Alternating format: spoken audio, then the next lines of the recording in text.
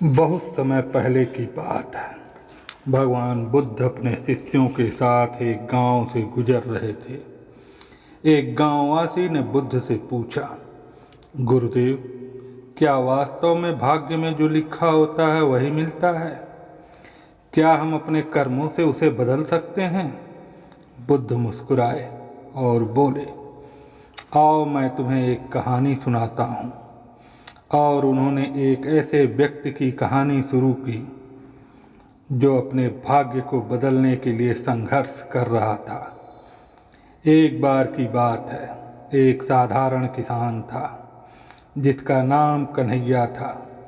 वह बहुत मेहनती और ईमानदार था, लेकिन फिर भी उसके जीवन में कभी भी सुख और समृद्धि नहीं आई। उसका खेत बंजर था, घर जर्जर हालत में था और परिवार हर रोज भोजन के लिए संघर्ष करता था। फिर भी कन्हैया ने हार नहीं मानी और दिन रात मेहनत करता रहा।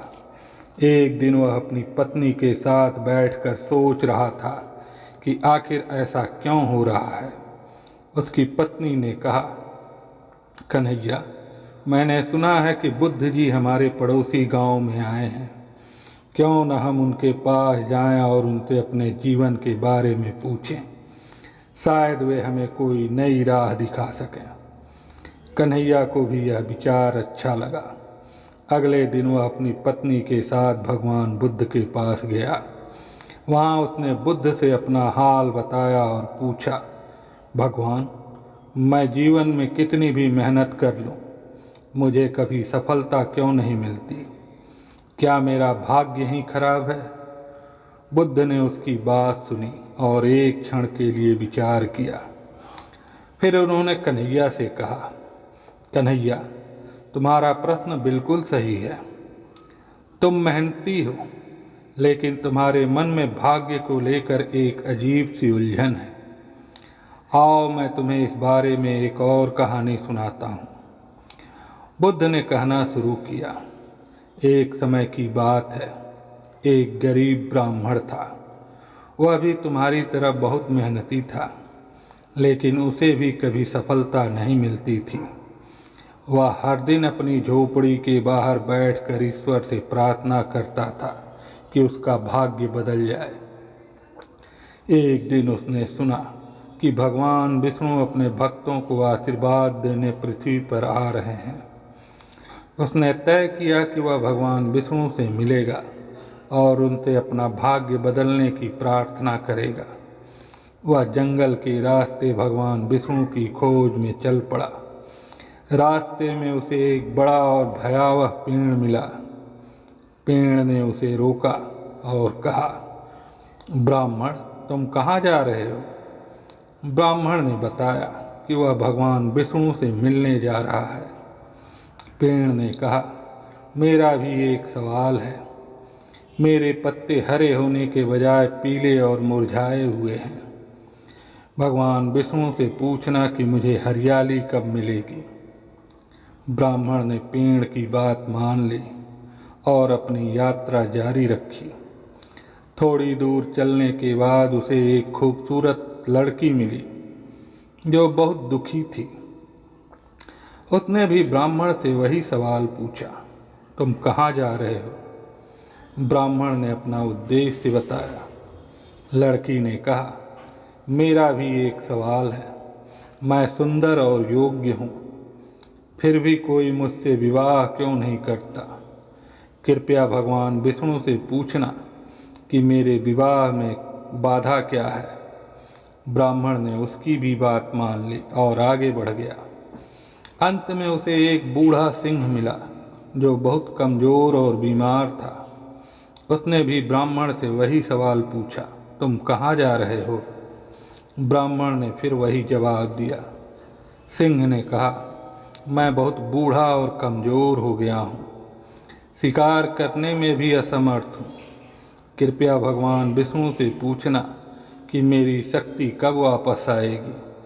ब्राह्मण ने उसकी भी बात मान ली और आखिरकार भगवान विष्णु से मिला।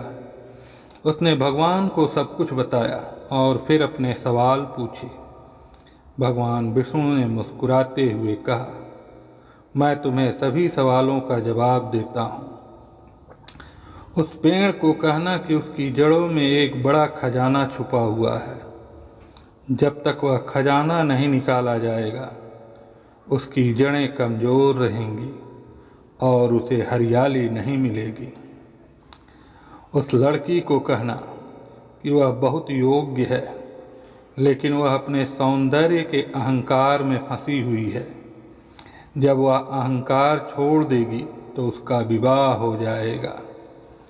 रही बात उस बूढ़े सिंह की, तो उसे कहना कि उसके जबड़े में एक बहुमूल्य हीरा फंसा हुआ है, जिससे वह ठीक से शिकार नहीं कर पा रहा है। उसे वह हीरा निकालना होगा। ब्राह्मण ने सभी प्रश्नों के उत्तर पाकर भगवान विष्णु से अपने बारे में पूछा। भगवान, आपने सबकी समस्या का समाधान बता दिया, लेकिन मेरा भाग्य कब बदलेगा? भगवान ने मुस्कुराते हुए कहा, तुम्हारा भाग्य तभी बदलेगा जब तुम दूसरों की मदद करना सीख जाओगे। जाओ और इन सभी को उनके उत्तर बताओ।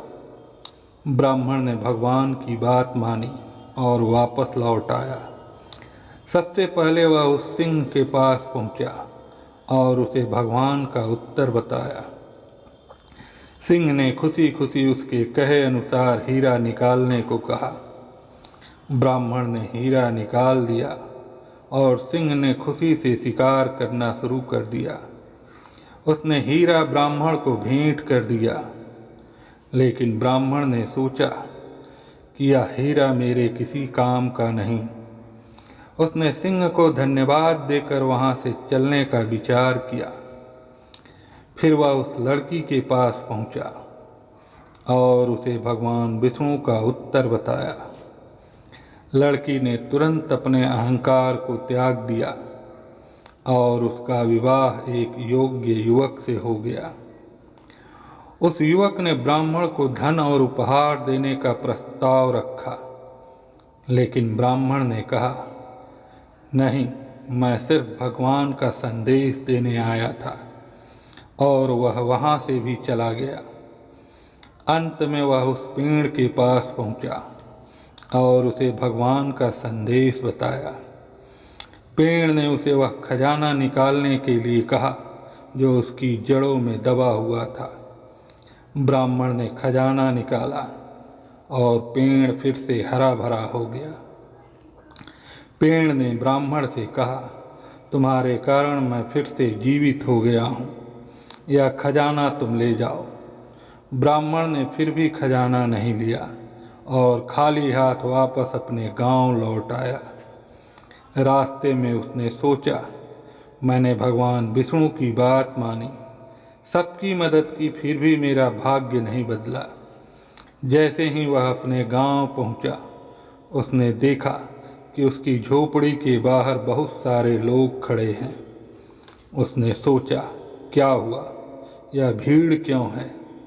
जब वह पास गया तो उसने देखा कि उसका घर अब एक सुंदर महल में बदल चुका था और उसका खेत लहलहा रहा था। उसकी पत्नी और बच्चे अच्छे कपड़े पहने हुए थे और सभी खुश थे। ब्राह्मण को समझ में आ गया कि भगवान विष्णु ने उसकी मदद को ही उसका भाग्य बना दिया था। उसने बिना किसी स्वार्थ के दूसरों की मदद की और उसके कर्म ने ही उसका भाग्य बदल दिया। ब्राह्मण ने ईश्वर को धन्यवाद दिया और एक सुखी जीवन बिताने लगा। बुद्ध ने कहानी समाप्त की और कन्हैया की ओर देखा। उन्होंने कहा, भाग्य और कर्म एक ही सिक्के के दो पहलू हैं। यदि तुम अच्छे कर्म करते हो तो भाग्य भी तुम्हारा साथ देगा, लेकिन यदि तुम केवल भाग्य के भरोसे बैठोगे तो तुम्हें कभी सफलता नहीं मिलेगी। इसलिए मेहनत करो और अच्छे कर्म करते रहो। भाग्य में जो लिखा होता है वह भी तुम्हारी मेहनत और कर्म से बदल सकता है। कन्हैया की आंखों में एक नई चमक थी। उसने बुद्ध को प्रणाम किया और अपने गांव वापस लौट आया। अब वह अपने भाग्य को दोष देने के बजाय अपने कर्मों पर ध्यान देने लगा और एक दिन उसका जीवन भी सुखी और समृद्ध हो गया। इस प्रकार बुद्ध की शिक्षा से यह सीख मिलती है कि भाग्य में जो लिखा होता है वह हमें मेहनत, ईमानदारी और अच्छे कर्मों से मिलता है। इसलिए हमें अपने कर्मों पर विश्वास रखना चाहिए और मेहनत करते रहना चाहिए।